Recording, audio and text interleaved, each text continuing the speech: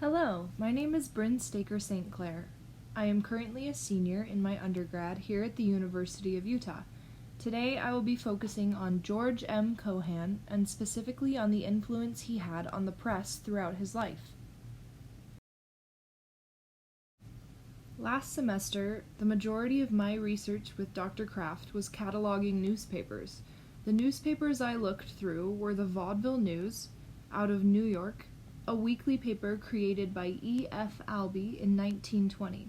The purpose of this paper was to provide actors, managers, and press agents behind-the-scenes looks at what was going on. Because it was intended for people in the business instead of the general public, much of what's written here is less explanatory and more cut and dry. The second paper I looked at was the New York Clipper, a weekly New York paper that covered entertainment news of all sorts. And the third paper was the Collier's Eye, out of Chicago, a weekly gambling periodical.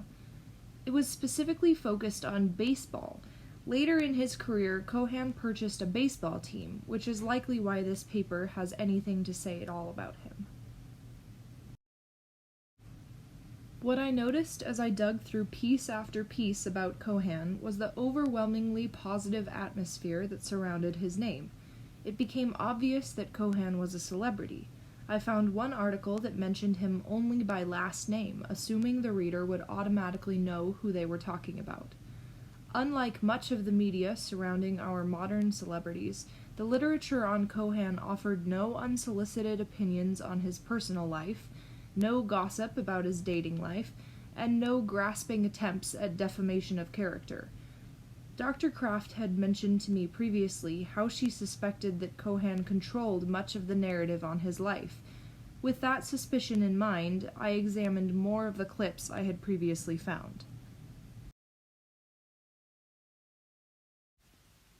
This is a clip from the Vaudeville News on the 5th of March, 1927. This is a full-page article on Cohan that he wrote himself. This autobiographical sketch tells the story of Cohan's career and focuses primarily on his resounding successes.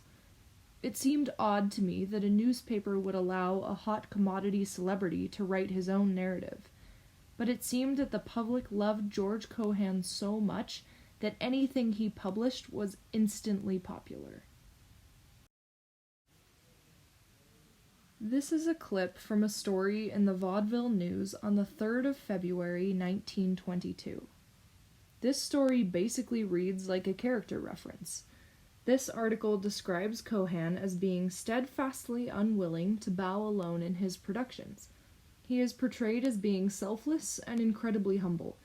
They insist that if anyone had the right to bow alone, it ought to be Cohan, but he refuses because he is a team player and cares deeply about those that he works with.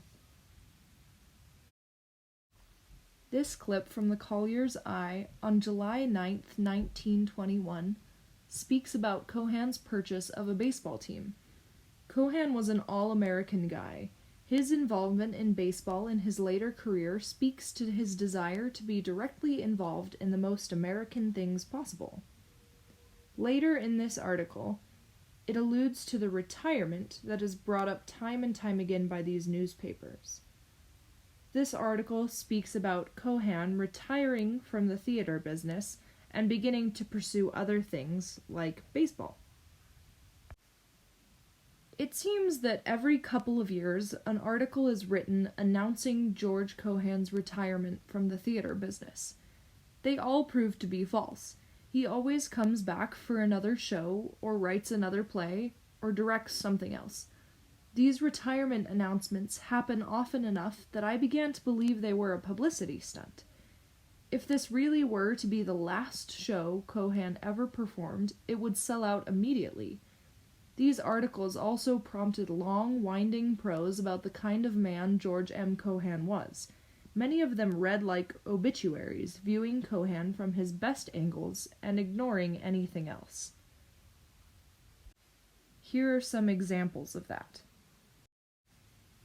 This article from the New York Clipper on the 22nd of January 1910 appears to announce more than it actually does. The headline, "George Cohan will rest," is the type to instantly inspire panic in an audience anxious to see Cohan perform any chance they get.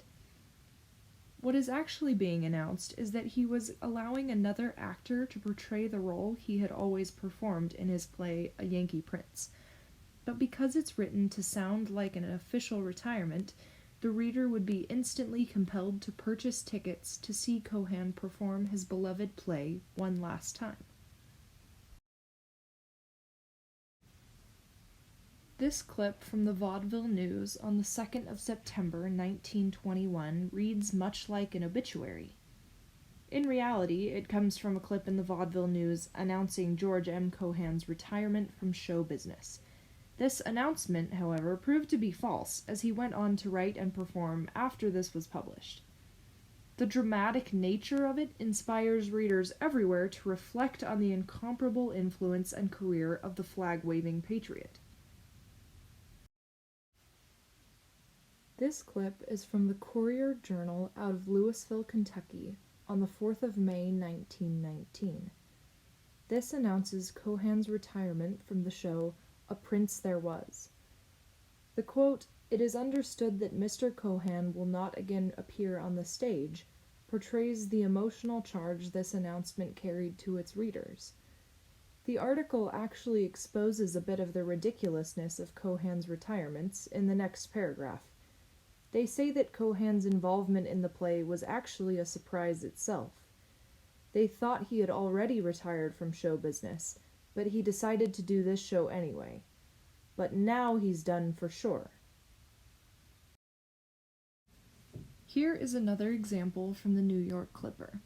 This is from November 23, 1907.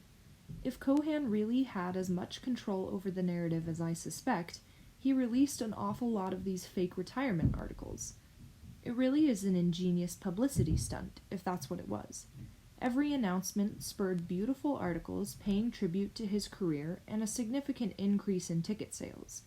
The only question remaining is how did he get away with it so many times? The closer examination of these clips I found last semester brought up the propelling question for this semester, of just how far Cohan's reach extended. If we are assuming that Cohan largely controlled the narrative around his own life, did his influence reach outside of the major cities and major publishers? After all, the newspapers I was researching were based out of New York City and Chicago. My research this semester examines newspapers from Utah in an attempt to discover Cohan's impact on the community here and smaller cities in general. The research I discovered here furthers my suspicions. The Utah newspapers love George Cohan gossip. Cohan got a lot of press in Utah. When he did visit in 1909, the Salt Lake Herald reports that he was given a royal welcome. In the same article, the Herald reports that Salt Lake City has loved all Cohan shows that have visited. It would seem, then, that Utah's exposure to George M. Cohan came through traveling productions of his shows. He came with at least one of them in 1909 to perform The Yankee Prince in Salt Lake City. When Cohan wasn't in Salt Lake City, the papers there were still reporting on him. His celebrity status was a big deal to Utahns, who saw his plays as their glimpse into the dramatic world of Broadway. After seeing the Chicago and New York newspapers and their hesitancy to report on anything unseemly having to do with Cohan, I wondered if he had the same influence over papers and publishers in Utah. I suspected not. The majority of Cohan's influence was over papers in the entertainment world. They were likely written and published by people that Cohan had worked with personally. The same likely could not be said of Utah papers. These were regular newspapers, not embedded in the world of performance. The data I discovered here furthers my suspicions. The Utah newspapers loved George Cohan gossip. He appears to be the same extent of celebrity in Utah as he was in Chicago. However, he's not privy to the same privilege as his connections in large cities supplied. Here are some examples of Utah papers. This is from a rural Utah newspaper called the Roosevelt Standard. It was published on October 28, 1937. Cohan had a great relationship with President Roosevelt. Cohan's shows often furthered Roosevelt's call for greater national pride. Through his flag-waving songs and patriotic plays, Cohan influenced an audience that politicians couldn't always reach. This article, though, doesn't brag about Cohan's relationship with the president as much as hint that maybe he took it a bit too far. This illustrates a satirical performance Cohan did, mocking the president in good-natured fun. Though it turned out fine, the article takes a slightly more negative stance in insisting that Cohan needs to be careful in poking fun at such high-ranking officials. This is from the Intermountain Republican, published on February 20th, 1907. I was excited to find this article in the Utah paper, the Intermountain Republican. This is the first media coverage of Cohan's divorce that I found. I couldn't find any coverage of this topic in the Chicago and New York newspapers that I cataloged. In fact, I was surprised to even hear he had a divorce.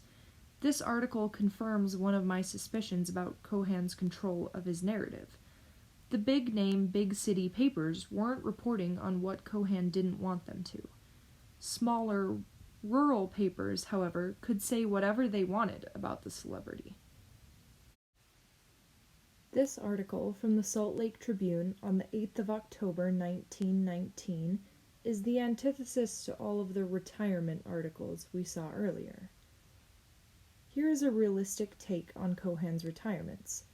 Instead of an eye-catching headline insisting that Cohan was gone forever and now was the time to purchase your last chance tickets, this article explains exactly what area of his career Cohan would be retiring from.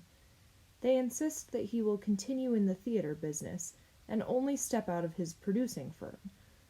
All throughout his life, articles were published about Cohan's intentions to retire. Some remain vague and appear to have very little significance, except for keeping Cohan's name in the papers. Others, upon closer examination, offer insight into exactly what areas or shows Cohan would be stepping away from.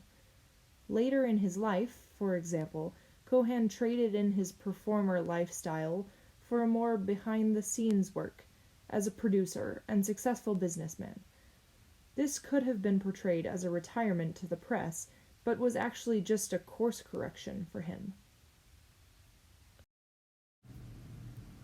The research I've found so far satisfies my suspicions that Cohan's influence on journalists in the entertainment industry did not extend beyond his main spheres of influence. In proving that Cohan did have control of the narrative being spun about him in at least some spheres, we see just how influential he was. I think it's incredibly important to realize the influence celebrities had on the world around them. We take it for granted now, but so much of our history is formed by the influential people of the day, for better or for worse.